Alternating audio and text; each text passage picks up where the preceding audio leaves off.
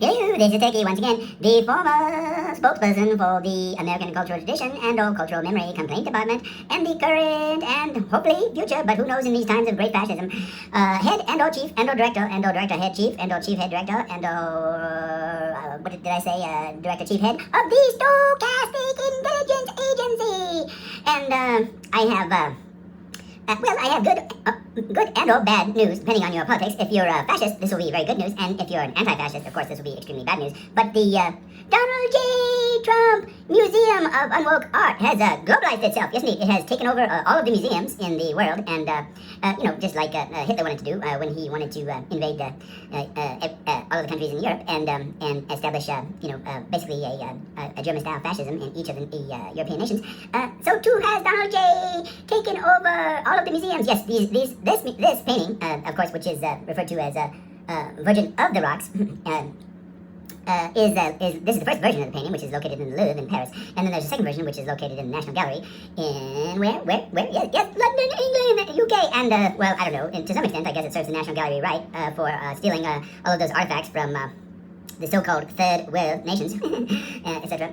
But in any case, this is one of the paintings, Virgin of the Rocks, both the Louvre version and the National Gallery version, both the French version and the British version. Well, Leonardo was Italian. He was neither French nor was he British. And how these great Italian paintings ended up in Paris and London. Well, that's a matter of once again, that's a matter of the cultural history and appropriation, the history of appropriation of these national museums. But in any case, and the economy of exchanging works of art and things such stuff, as investment and tools of oppression, etc., etc., etc., etc. In any case, Virgin of the Rocks is on the list, yes indeed, on the list of Degenerate art, which was recently published by the Donald J. Trump well, actually, it's a series right now of museums. So you say, just like the mega churches or which pop up everywhere. It's kind of like it's the fast foodization of museums across Europe and the other continents, right? So that all the great stuff, gets labeled degenerate, and all the tacky stuff, and especially the stuff that has a lot of gold in it, gets to stay up. But in any case, what we're here to do today is inform you that both this painting, Virgin of the Rocks, and the other painting that is part of the National Gallery in London is on the Donald J. Trump Museums of Unwoke Art hit list as an example of degenerate art. And we'll explain why, some of the reasons why. Okay, so first of all, there was a misidentification of the title, Virgin of the Rocks, and apparently Donald J., who is a teetotaler and anti what do you call it? In the days when we had prohibition, what was the word for those kinds of people that those teetotaler prohibition people? Anyway, he's basically a prohibitionist, and he mistook the title Virgin of the Rocks to be Virgin on the Rocks. And I guess he knows so little about drinking, because of his inherent inability to consume anything other than hamburgers, that he didn't understand that a virgin is in fact a alcohol-less drink. So I don't know. Virgin on the Rocks would refer to something like a well, in this case, Virgin Mary, like, Virgin Bloody Mary, but could be referred to a Shirley Temple or some such stuff. So that was one of the reasons, because they mistook the title, Virgin of the Rocks, to be Virgin on the Rocks. And another reason why that this particular painting was put on the hit list of the Donald J. Trump series, of mega series of museums of unwoke art, is this figure here, who you will recognize immediately as the angel Uriel, but apparently JDCC Vance, yes, JD Couch Cushion Vance, misrecognized this figure and thought that she was a childless cat lady, and that was one of the reasons why I got put on the degenerate art list, because this is a childless cat lady, and he thought that this figure here, the center figure, is of course, Mary, the Mary of Virgin of the Rocks, not Virgin on the Rocks. He thought that Mary and the childless cat lady were a couple, and then they had adopted these two boys, and they objected to it because they felt that that was an example of what falls under their definition of degeneracy, you see. And of course, that's not the case. This is actually the angel. If JD had looked a little closer, he would have seen those wings, right?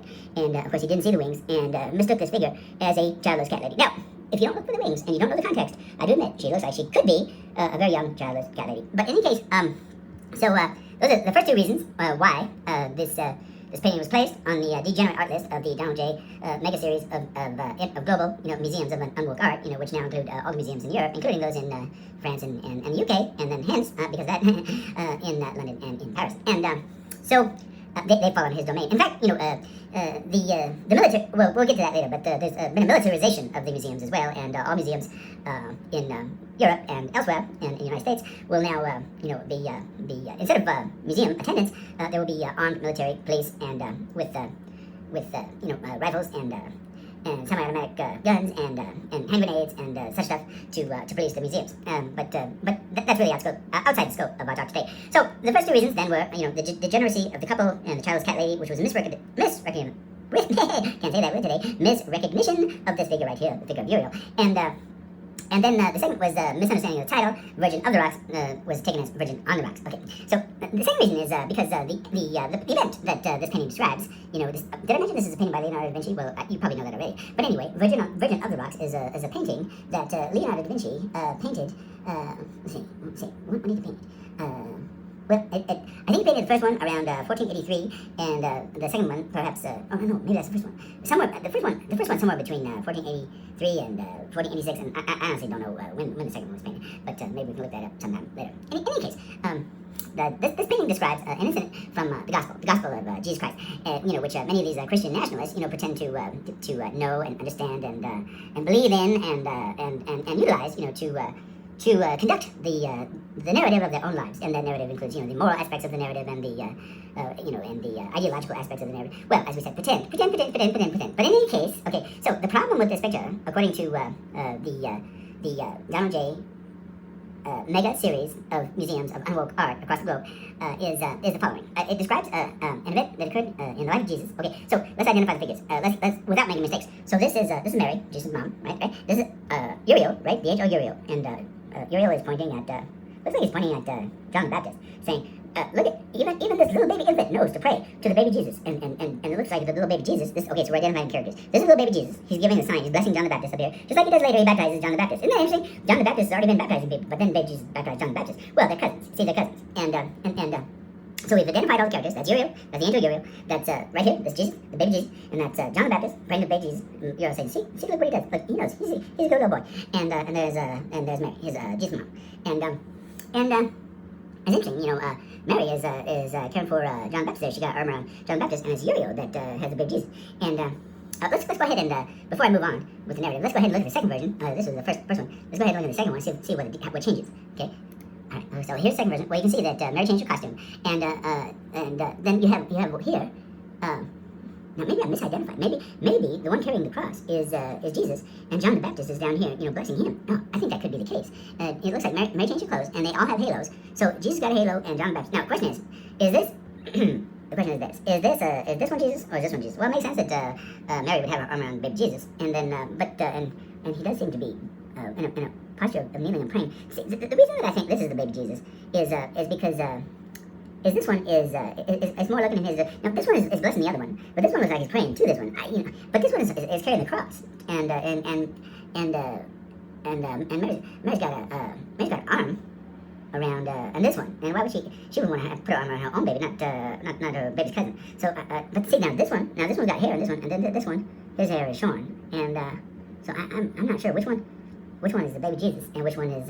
First I was sure, and then now that they put the cross in there, now I'm not sure which one is the baby Jesus. And you see now, in this one, Uriel is not pointing to John the Baptist or the baby Jesus, like saying, see, that's how you should treat the baby Jesus, or see, that's the baby Jesus, John the Baptist. So, in any case, well, one is one and one is the other. And I wonder what the art critics say. We should talk to Darwin Cuspit. He would know such stuff. And there's another guy who used to study, mostly Michelangelo, but he was at UCSD, where contract and Theta went to school, and he would probably know which one is baby Jesus and which one is. Anyway, it doesn't really matter for our argument here. But let's go back to I like the other picture better, so I'm going to go back to that one because I just think it's a prettier picture. So here we go. We're going back.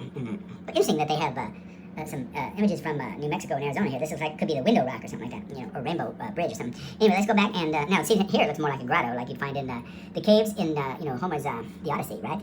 Maybe there's a reference to some of those caves in Homer's Odyssey, but who knows? Maybe there's just a lot of grottos like this. Anyway, so the story goes like this.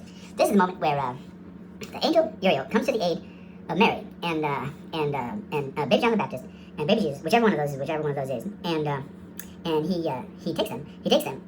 He moves them across several territories within the Roman Empire. And the reason he does that is because King Herod has issued a proclamation that all these little babies are supposed to be killed. And the reason they're supposed to be killed is because he fears that one of these little babies will become the king, because there's this prophecy about becoming the king of kings, and then all that stuff. So Ariel comes to the aid of John the Baptist and little baby Jesus, and takes them, across all these Roman territories, and escorts them to Egypt. Now, back in those days, you have to understand, Bethlehem and Jerusalem and all those places were part of the Roman Empire. Just like, Trump wants to make Gaza and in Europe and the rest of the lower part of the Americas, part of the U.S. Empire. So, kind of redo that idea. So both what we now call the Middle East and the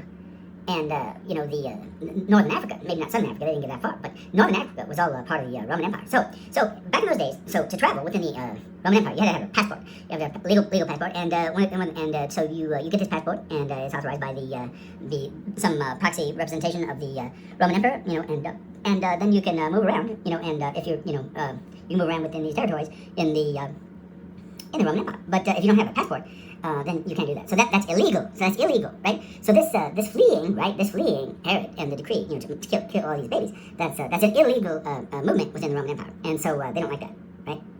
That's considered that's considered against imperial policy. Okay, so what we have here is a degenerate. See this relationship right here, considered degenerate, and then. What's the other one? Oh yeah, misreading of Virgin of the Rocks as Virgin on the Rocks, and then so that's against that prohibitionist thing. And then they didn't like also the fact that this refers to an illegal movement, within territories, right? So she's representing illegal migration, and that's not something we like. So one of the questions that came up when they were evaluating this picture is where's ICE? But where's the ICE in this picture that should be there arresting little baby Jesus and John the Baptist, or little baby Jesus and John the Baptist and Mary and Ariel. Now I don't know if the Roman authorities had the ability to arrest and detain angels. I doubt it, but they could certainly could have arrested and detained little baby John the Baptist, little baby Jesus, or little baby Jesus and little baby John the Baptist and Mary, right? And where are they? Look, if you look across the painting, you see that there are no ICE agents represented, and this was one of the criticisms of this painting, and why it ended up on the Degenerate list. And I'm not sure, but maybe how fascists like their ideas cut and dry, like not filled with complexities and ambiguities and uncertainties and indeterminacies, like the way that reality really is. So maybe they didn't like that these two figures. It was unclear. Well, which one's the baby Jesus? Like that, it should be easy to identify. There should be a clear distinction between the baby Jesus and John the Baptist. And why in this one does whoever this one is over here have short hair and have longer hair in the other one? And why does this one have even shorter hair in the other one than he does in this one? And what is that gesture that this childless cat lady is making at this particular baby right here? And all that going on. So, and once again, the absence of ice. And, right, clearly no understanding of the importance of following the directions of the emperor and the emperor imperial proxies throughout the empire. All right, well, this is Turkey, once again, keeping you informed. Have a good day.